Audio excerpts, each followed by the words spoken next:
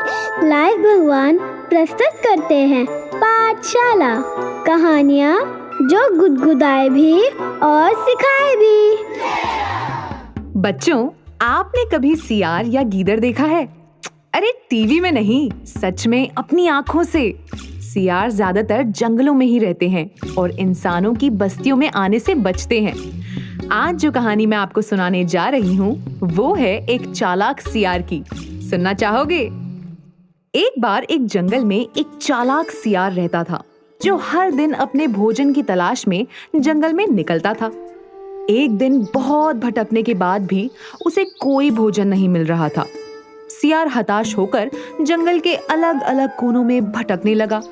ना ही उसे अच्छा शाकाहारी भोजन मिल रहा था और ना ही कोई छोटा मोटा जानवर जिसका शिकार करके वो खा सके। सियार भटकते भटकते जंगल के बाहर आ गया और पास के एक गांव में पहुंच गया। वो लोगों से बचते हुए अपने खाने की तलाश में इधर उधर भटक ही रहा था, तभी वो गलती से एक कुत्तों के झुंड के सामने आ गया। सारे कुत्ते सियार को देखकर जोर जोर से भौंकने लगे और उसके ऊपर झपट पड़े। कुत्तों से पीछा छुड़ाते हुए सियार गांव की तरफ दौड़ने लगा। कुत्ते भी भौंकते हुए सियार का पीछा करने लगे। सियार ने जल्दबाजी में एक घर में छलांग लगा दी जो कि एक धोबी का घर था। धोबी के घर में एक नीली डाई से भरा टब रखा था जिसे सियार हड़बड़ी में देख नहीं पाया और सीधा उस टब में आकर गिर गया। सियार जब टब से बाहर निकला तो उसका पूरा शरीर नीली डाई में भीग चुका था। घर के बाहर अभी भी कुत्तों का पूरा झुंड था, इसीलिए सियार पास में रखे कपड़ों के ढेर में जाकर छुप गया। सियार काफी देर तक वहीं छुपा रहा और कुत्तों के चले जाने के बाद वो मौका देखकर बाहर निकल आया। लेकिन अब कुछ ऐसा हो चुका था जिसे देखकर सियार हैरान रह गया। नीली डाई में भीगने की वजह से सियार का पूरा शरीर नीले रंग का हो चुका था। सियार सोच में पड़ गया कि क्या उसे इस हालत में जंगल में लौटना चाहिए, लेकिन क्योंकि गांव में बस्ती के लोगों और कुत्तों का खतरा था तो सियार के पास जंगल में लौटने के अलावा कोई और रास्ता नहीं बचा था। इसी सोच विचार में डरते डरते सियार जंगल की तरफ निकल गया। रास्ते में जो भी छोटे बड़े जानवर मिल रहे थे सब उसे अचंभे से देख रहे थे और उससे डर रहे थे। जंगल पहुंचने के बाद सियार सबसे पहले अपने घर गया और पिछले दिनों का बचा बासी खाना खाकर चुपचाप सो गया। अगली सुबह जब सियार उठा तो उसने पास के कुएं में जाकर खुद की परछाई को ध्यान से देखा। थोड़ी देर खुद के नीले शरीर को पानी में देखते रहने के बाद अचानक उसके मन में एक विचार आया और वो मुस्कुराने लगा। सियार ने फुर्ती से अपना शरीर हिलाया और जंगल में निकल गया।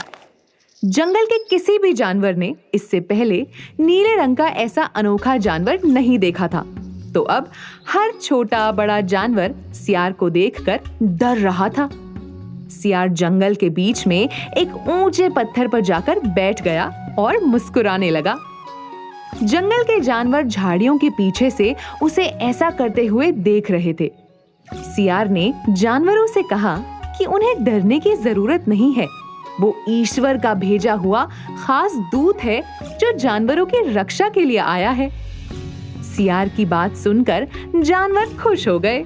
बस फिर क्या था, अब से हर दिन सियार उसी पत्थर पर जाकर जानवरों को ऐसे ही अपने मन से बनाई हुई बातें बताने लगा और देखते ही देखते जंगल के सारे जानवर उसके अनुयायी बन गए। अब सियार को भोजन की भी चिंता नहीं थी। जानवर हर दिन उसके लिए स्वादिष्ट भोजन लाने लगे जिसे सियार बड़े चाव से खाता था। कुछ दिनों तक ऐसे ही चला। फिर एक दिन कुछ ऐसा हुआ जिससे सियार की असलियत सबके सामने आ गई। एक दिन सियार जंगल के बीच में पत्थर पर बैठकर सभी जानवरों को अपनी काल्पनिक बातें बता रहा था कि तभी ऊपर बादल गरजे और जोर जोर से बारिश होने लगी। बारिश इतनी तेज थी कि सियार का पूरा शरीर पानी में भीग गया और देखते ही देखते उसके शरीर के ऊपर से नीली डाई हटने लगी। जानवरों ने जब देखा कि बारिश में भीगे सियार के शरीर से पानी के साथ साथ नीला रंग छूटकर गिर रहा था, तो वो सभी हैरान रह गए। कुछ ही पलों में सियार का असली शरीर सबके सामने था। सियार को समझ नहीं आ रहा था कि वो क्या करे, तो वो जानवरों से नजर चुराते हुए निकलने लगा। लेकिन सभी जानवर गुस्से में थे। उन्हें पता चल गया था कि सियार इतने दिनों से उनसे झूठ बोलकर अपनी सेवा करा रहा था। जैसे ही सियार ने वहां से निकलना चाहा, सभी जानवरों ने गुस्से में उस पर हमला कर दिया और सियार घायल हो गया। इससे पहले कि जानवर उसकी जान ले लेते, सियार को मजबूरी में जंगल से अपना घर छोड़कर भागना पड़ा। तो बच्चों, क्या सीखा इस कहानी से? ये कहानी सिखाती है कि हमें कभी भी दूसरों को धोखे में रखकर उनका फायदा नहीं उठाना चाहिए।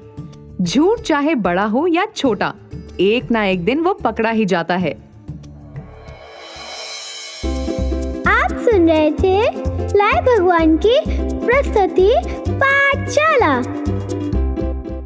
यह श्रृंखला पौराणिक और लोक कथाओं से प्रेरित है। रचनात्मक स्वतंत्रता ली गई है। यह श्रृंखला किसी भी व्यक्ति की, किसी भी घटना या व्यक्तिगत इतिहास का तथात्मक चित्रण होने का दावा या जानकारी की पूर्णता, सटीकता, विश्वसनीयता, उपयुक्तता या उपलब्धता के बारे में किसी भी प्रकार का कोई प्रतिनिधित्व या वारंटी नहीं देते हैं। इस कार्यक्रम में दिखाए गए सभी पात्रों के नाम, स्थान, घटनाएं पूरी तरह से काल्पनिक है। किसी भी व्यक्ति, जीवित या मृत, या घटना या स्थान से समानता एक संयोग मात्र है। इस श्रृंखला की विषय वस्तु का उद्देश्य किसी भी व्यक्ति, धर्म, धार्मिक समूह, समुदाय, संस्था, राष्ट्रीयता, पेशे या किसी भी वर्ग के व्यक्ति, लिंग, जाति, धर्म या व्यवसाय को बदनाम करना, अपमानित करना या उनकी भावनाओं को ठेस पहुंचाना नहीं है। यह श्रृंखला धूम्रपान या मदिरापान के सेवन को प्रोत्साहित नहीं करती। दर्शकों को सलाह दी जाती है कि वे उचित विवेक का प्रयोग करें। इस श्रृंखला में सभी कहानियां पब्लिक डोमेन से ली गई हैं, जिसमें कुछ कॉपीराइटेड तत्व शामिल हो सकते हैं, जिनका उपयोग शिक्षाप्रद और सूचनात्मक उद्देश्यों के लिए किया गया है। यह फेयर यूज के तहत किया गया है और किसी भी कॉपीराइट का उल्लंघन करने का इरादा नहीं है।